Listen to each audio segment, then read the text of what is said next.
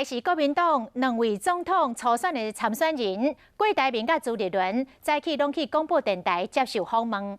郭台铭讲，伊若当选总统，袂甲前总统陈水扁来直下，伊嘛提议爱扣富人税，也就是有钱人爱加纳一寡税。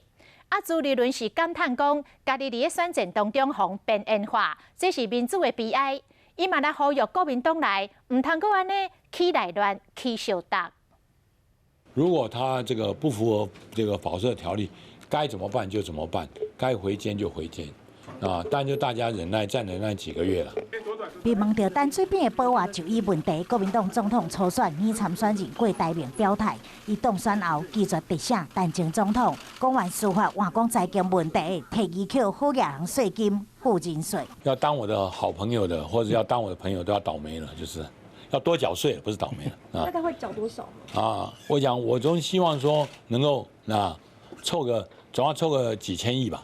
几千亿，伊讲起来轻轻松松，无票对准公公告。上广播接受国民党副主席郝龙斌的专访，郭台铭全力抢票，真大好竞争对手朱立伦嘛伫电台发声。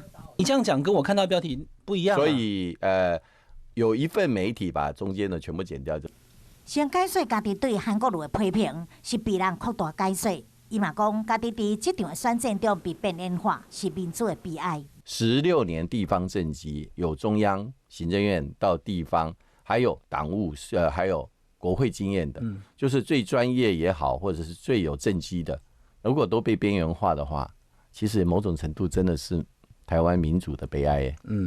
朱立伦嘛讲，家己是财经学者出身，上了解平民经济参选人。这场选战，大家拢抢做财经专家，不过到底谁较厉害，就靠初选一决输赢。